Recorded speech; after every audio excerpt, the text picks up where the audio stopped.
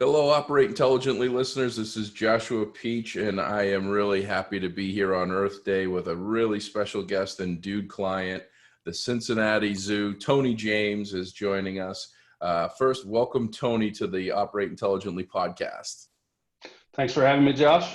Well, our pleasure. And, you know, one of the things that I've noticed over the last 6 weeks, I can tell you that I never went to a virtual cam or to a YouTube channel of a zoo. And I think every single day with my 2 and 13-year-old, we are visiting the Cincinnati Zoo virtually. If it's not my friend Fiona the hippopotamus, it's the penguin parade, or it might be Rico the porcupine. There's Fiona and her birthday cake, or Rico the porcupine eating peanut butter from a spoon. You guys are still business as usual, minus the business part, because you've got nobody there. Walk me through tell us about the Cincinnati Zoo, first of all, and also a little bit about you and how you got there and how long you've been there. And then we'll dig right into kind of what you've been dealing with for the last 6+ weeks. Yeah, so the Cincinnati Zoo and Botanical Garden is a pretty small urban zoo. We're about 70 acres total. We do about 1.7 million visitors on a typical year. Obviously, this year that's number's going to change, or maybe not. Time will tell. We have been around. We're almost at 150 years. One of the oldest zoos in North America. I have had the privilege of being here for almost 20 years. Started right out of college in our horticulture department. Made my way up through the ranks and am now the director of facilities, managing our capital projects and our maintenance team. Very cool. And 20 years. Wow, that's a long run in the same place. You don't see that a lot anymore. So glad they got a good one over there. So you've been there for 20 years. You've been through, you were probably came in right around Y2K, 9/11. You were there for. Yep. MERS, SARS, bird flu, swine flu, the recession. Countless things that we've been talking about. How does this pandemic measure up to all of the other things in your 20-year career? No comparison, man. This is by far one of the most impactful events I've ever seen happen. In the 20 years I've been here, I've never seen our zoo shut down, and we shut down mid-March, and we're still shut down. It's crazy. It's taken a big toll on our zoo, but what I also think it has done is brought our zoo together, our employees, and it's made you realize what actually makes your zoo tick, and who you actually need to depend on, and who you need to value. And it all comes back to your employees, right? It's been a struggle for me because of the whole essential or non-essential. Mm-hmm. And in my role, there's about 4 guys at my tier for our facilities team, in different roles, project management, stuff like that. You started to wonder if you were actually essential, and needed to be here. And you come to find out that you probably can do what you need to do from home. But that was a hard spot to be put in, because the guys and gals that work for me, asking them to be here and asking them to be essential, and not knowing, right? The first couple days, the first couple weeks, like, is everybody at the zoo going to have COVID-19, or is nobody at the zoo going to have COVID-19? Right. Not knowing it was a tough spot to be in. And it really made me appreciate, what our team does for the zoo, and what they do to put people like me in roles that I'm at. Without a great team underneath us that is essential, mm-hmm. It wouldn't be as easy without them.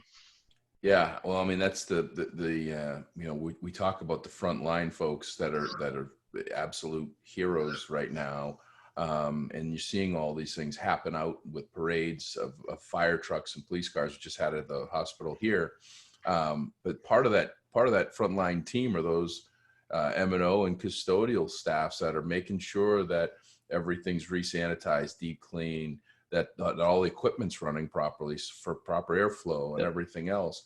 And you guys have an added layer of complexity because you don't have just humans. You have animals that have all different diverse living environments that have to be taken care of and treated. I mean, you've got a manatee area. I'm not showing my fiance that. We actually swam with manatees in Mexico, and we adopted Nice. one. We adopted one named Flash, so we're a manatee loving house. So, I mean, you guys have a little bit of everything. You know, how is the pandemic? How is you guys had a mountain of work before all this, right? Just keeping all that stuff Right. in order. How was kind of the remodeling of everything that you do? Like what you said, your team's out there trying to keep everybody safe, making sure nobody gets COVID. How did you guys, what happened in that like first week, 2 weeks?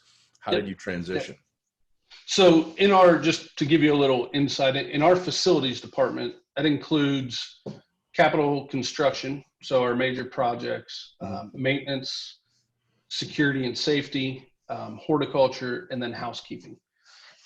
And so those first couple days, hours, weeks, I mean, there for a while, it was almost changing by the hour here in Cincinnati, and adjusting to that, it being super fluid and just trying to get the staff to be super fluid. But at the same time, there were a bunch of questions from staff. Am I going to keep my job? Am I going to lose my job? Questions like that, emotions like that, trying to deal with that, plus come up with a plan.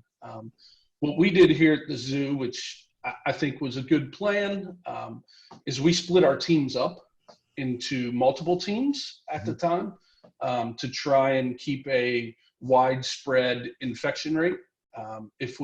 So like in our maintenance staff, for instance, we have about 30 folks. We split them up into two groups, two teams of 15 basically. And they were rotating shifts. So they would work 4 10s one week and 3 10s the next week would be team A. Team B would do the exact opposite, just so we didn't have a widespread pandemic breakout. Then other things we did, horticulture is a big part for us. The grass doesn't stop growing. The flowers don't stop growing. Yep. April is one of our biggest horticulture months for our team here at the zoo. It's Tunes and Blooms every Thursday, which is a free concert here at the zoo. So it's a really showy time that draws a ton of crowd, but also produces a lot of work. And so we were not getting the crowd, but we were still having the work. So we took folks from our security team. We took folks from our housekeeping team, because obviously without crowds, our housekeeping team and our security workload kind of dropped down a little bit, because they're not cleaning bathrooms every day. They're not having to clean the buildings every day because the 10,000 people a day are not in there. So we split them up, and they actually jumped onto some of our horticulture jobs or some of our other animal care jobs. And that's kind of zoo-wide. We have people in our emissions department literally being animal keepers, cleaning up Fiona poop every day right now to try and fill in. Because not only did our department, the facilities department split up, our animal department also did the same thing. And it just being very fluid. We've been lucky enough that at our zoo, we have not had to furlough or lay off any full-time employees. But we are asking them to participate in roles that they probably never would have thought they would participate in, where we have people that are typically cleaning and sanitizing our bathrooms and picking up garbage a couple times a day. They're now out planting or digging up tulip bulbs and planting annuals, or cutting grass and string trimming grass. Yeah. So the zoo, and that goes back to my point about, it's all about your employees, right? Like they're being super fluid. They're doing what they're asked to do, but not only what they're asked to do, what they want to do, and they want to be part of the zoo still. And they know that things are changing rapidly, and being flexible is highly important. But I think the biggest thing for us was splitting our teams up when it first started, so that, we have, like you mentioned, manatee pools, we have hippo pools, we have elephant pools, we have polar bear pools, we have penguin pools. Pools is a big thing for us. And we call them our LSS staff, which is our life support systems staff. We have about 7 or 8 folks on that team. And if we lost that entire team to this virus for 2 weeks, our team would struggle to operate those systems right. So that was part of the idea of splitting them up, was keeping people here that were essential and knew how to run our systems. Yeah. That's a great idea. But one of the things that you're talking about, that runs through my head is, did you experience any organizational challenges or anything with that new rollout? I mean, was there a ramp up time that it took getting used to? Was there communication changes, or were there any did you have any other challenges in that first couple of weeks that were, Yeah, it was rough at first. Cause we have guys, the zoo, as I told you, I've been here 20 years. I manage folks that have been here longer than that. The zoo is a good place to work, and that's why we have a lot of tenure here at the zoo. But it was a little rough. I was off site talking to my boss, talking to my 2 direct reports that kind of run the field day-to-day stuff, and trying to come up with different scenarios and different teams and who should be on which team. We even looked into going into a 3-day or a 3-split team, even into a 4-split team. We ran through a bunch of scenarios, and finally, after, I think we shut down the zoo on a Sunday, and we rolled out this split team on it was either a Wednesday or a Thursday. I'd have to look to be exact, but I think we shut down on the 15th, if that was a Sunday. And I think we rolled this out on the 18th. Basically, I came in with the staff that we were all here. We met in the morning at 7 a.m. And I said, look, we're in a time we've never seen. We're going to ask things of you that we've never asked. But we're going to be very open and honest with everything. And we have been. And we rolled it out. We sent half our team packing that day, kept the other half, and had some papers. A lot of emails went out. There was a ton of confusion. So it was a lot of phone calls, a lot of text message, but just open communication, and making sure our management staff was on the same page, which we were. Thanks to cell phones, we could merge calls, and I'm probably on at least 1 to 2 3-way calls with my 2 day-to-day guys that are running the show. But yeah, it rolled out quick. We thought it was a good plan. We admitted that we weren't positive if it was, and we were asking everybody to be flexible. And so far the plan's worked. Knock on wood, it's worked, and it seems to be good. No terrible griping about it yet. Yeah. It's interesting. So I've had a number of guests specifically just on COVID, and the idea on it is a couple fold. Obviously, for people to be leveraging, we're leveraging Zoom right now and different technologies that we have that were really in a lot of cases uncomfortable. I couldn't do a Fiona background like 2 weeks ago. Right. Now I'm blasting out backgrounds left and right, and I don't even have a real green screen yet. So. But one of the things is, as I'm listening to you and as I've listened to others, and as it's just a consistent message, is there is no set protocol for what you guys are dealing with and what you've had to deal with. Are there any best practices, or are there any things that you uncover other than the split team thing, which I absolutely love, and it's one of the first times that I've heard someone doing it. We work with a number of zoos, but just in general, was there something that you guys did before this that you're like, wow, this is something. So here, I'll give an example. I see Zoom meetings happening a lot more frequently than 6 weeks ago. I can see this as being a new normal for a lot of meetings, because the big reason why people weren't into it was being uncomfortable. Chris Phillips from Mount Vernon, Washington, was telling me about how they're doing inspections via Skype. And they're having the actual citizen of that owns a house. If it's a water heater install, they're Skyping and showing the camera. They never did that before. Now they're doing that. That could be a cost savings as well as an efficiency gain. Are you guys uncovering anything like that, or anything up your head? Nothing that's ringing out in my head. Obviously, just like you're saying, these Zoom meetings, go-to meetings, Skype calls, I couldn't tell you the amount of them I've been on. Honestly, I'm tired of seeing my own face on a computer screen. But yeah, I do agree with you. I think that is going to be somewhat of the new norm, right? Like people are not going to want to gather 10 people in a room here until probably there's a vaccination. And so getting acquainted to that, I still couldn't do a background on my screen if you asked me to right now. From the field guys service, field guys and gals service, some of the protocols we've had to change. We have a pretty extensive water lab here where we do testing of all our water. We've really had to think through how we test the water and how we're interacting, whether it's with animals or other employees, whether they're animal keepers or just other facilities employees.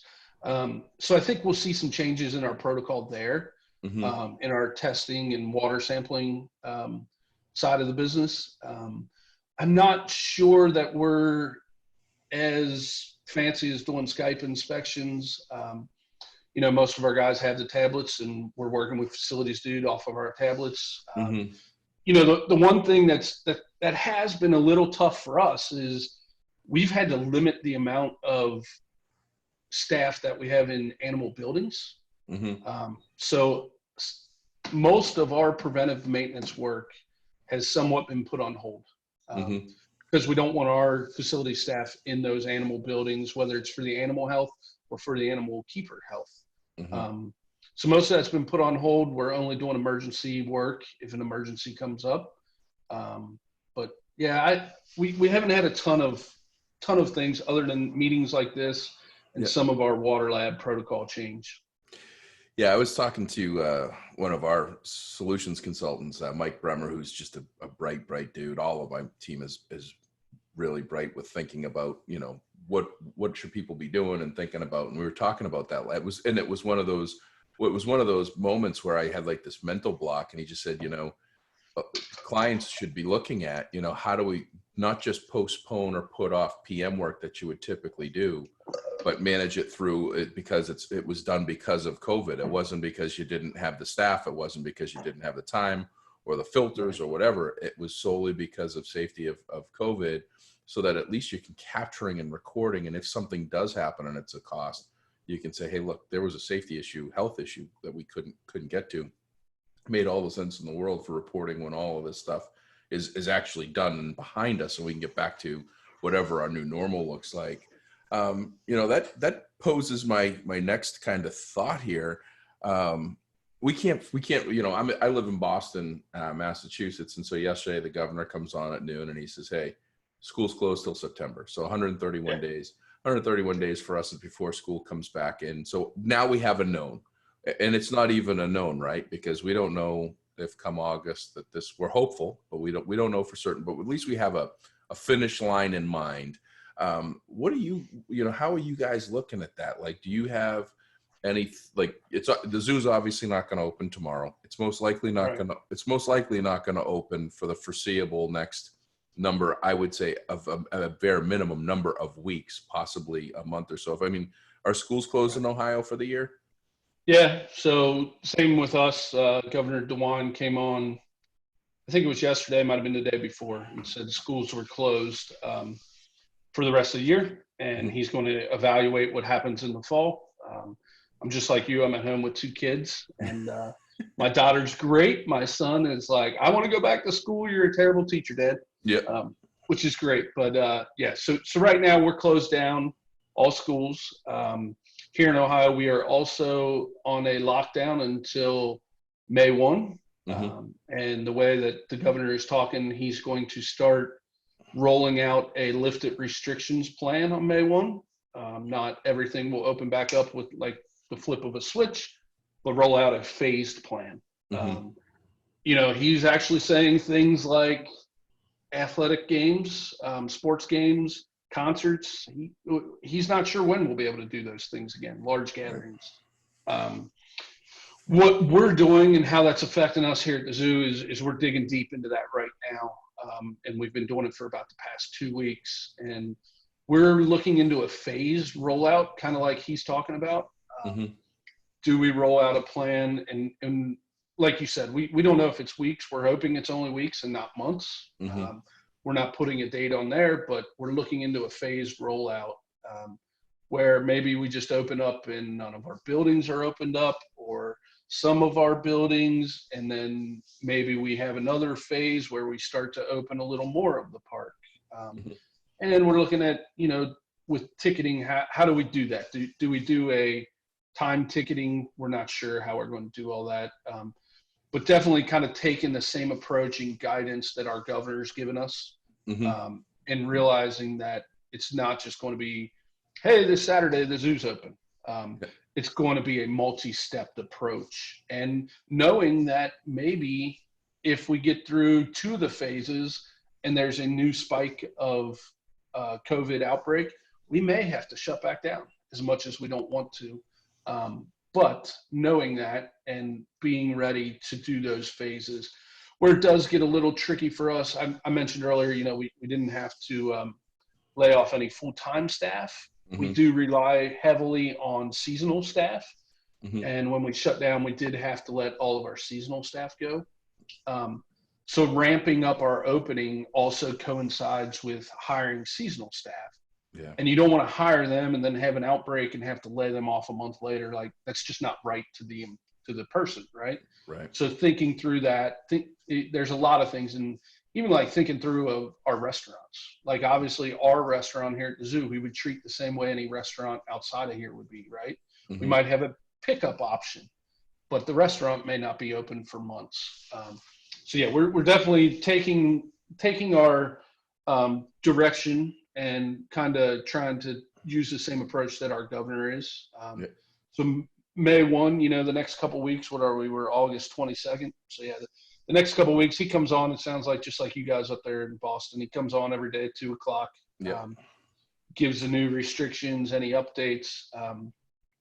So taking that approach and kind of following his lead, and again, just like when we shut down with our employees, knowing that it was a very, very fluid situation, opening back up is going to be the same way.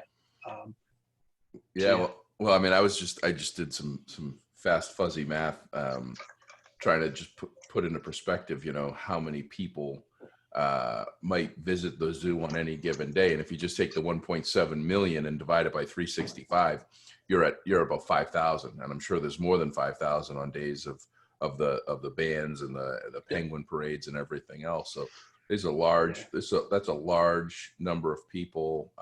So that, they have to put that all into effect. I mean, we have grocery stores that are, 50 and 75,000 square feet, not 70 acres, but large stores that are limiting to 15 people in the store at any given point in time, grocery stores. Right. I mean, and we're digging heavy into that also, trying to, look at our square footage of public space and how do we need to limit. And I think we will. We'll wind up limiting the amount of folks that are allowed in the zoo every day. Just like your grocery stores, your your hardware stores, all of that are doing.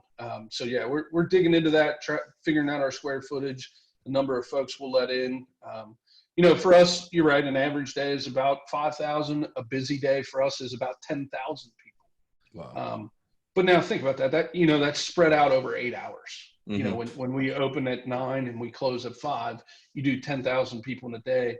But realistically, it's combined. We don't get a lot of late afternoon traffic. We get a lot of early morning traffic.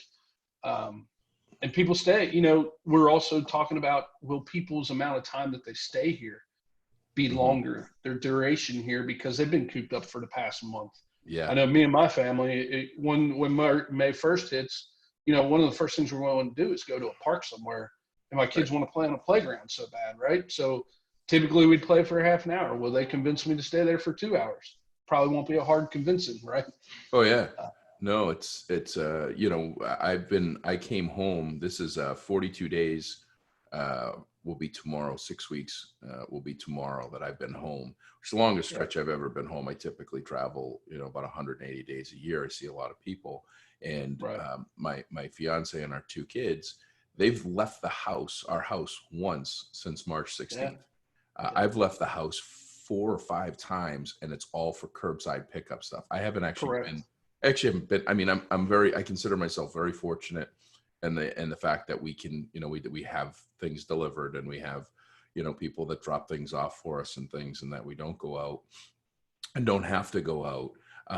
But when this thing goes, I mean, we'll have been together and in the house for 10 to 12 weeks before we can go someplace. So you can bet we're going to, wherever we go, it's going to be a while. I mean, just a restaurant, like think about just going to something as simple as going to a restaurant.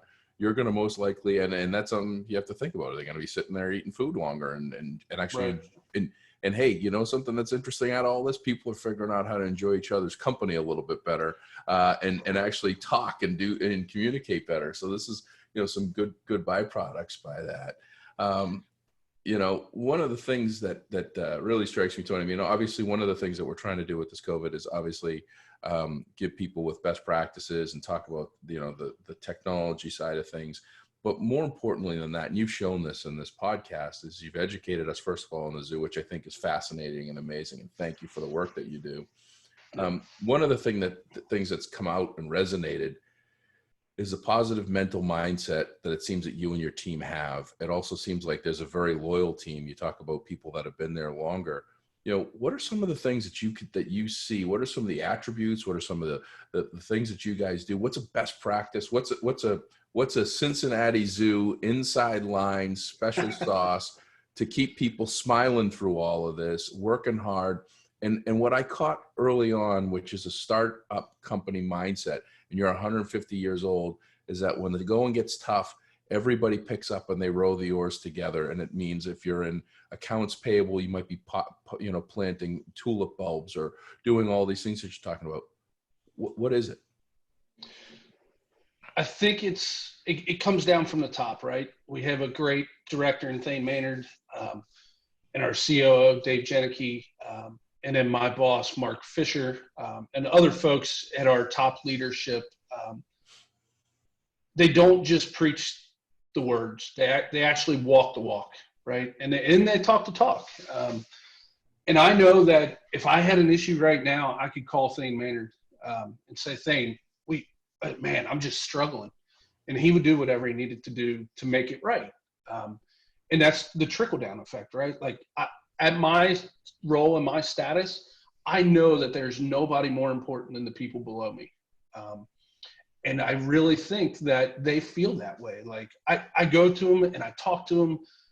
I have a crew of 32 folks, and I'm making sure that I text them every 2 weeks just to say, hey, how you doing? You still holding up? You need anything? And I'll bet you 75% of those responses are holding up good, appreciate the job. If there's anything you need me to do, let me know. And I really think it's because it starts from the top of an organization. You can talk all you want, but when your boots on the ground, when you're the guys walking around and you see your boss's boss walking around and picking up paper off the ground and throwing it into a garbage can, that's just a small example of the way that the zoo is, and the way that they value their employees. You're not going to have an organization have folks be here 20 years, have folks be here 30, 40 years. I know a couple of years ago, we celebrated a guy's 50th anniversary of working at the zoo. Oh, wow. You're not going to have folks in an organization like that unless they feel appreciated. And I really feel like that's because it comes from the top. And I know that I speak for every management person here at the zoo. I really value my employees. Without them, I'd be lost, right? Like if my employees below me, if those gals and girls aren't smarter than me at what they do, if they're not way better than me at their task, I'm not a good manager. If I'm the smartest guy at every task my team has, that's not good, man. It starts from the boots on the ground, and knowing that those are the best people I got out there, and portraying that to them and instilling that confidence in them and giving them the tools that they need to be the best they can be. On times like this, that's when they step up and they make you realize what you do every day of the year, valuing your employees, valuing what they do. When you do that every day of the year, when you hit a crisis like this, they're the folks that you count on. And they're the folks that are stepping up here, and they're the folks that are keeping us running. And I don't know any other place that I've ever talked to employees that is run like the way we are. And it really does. I think it's because it comes from the top.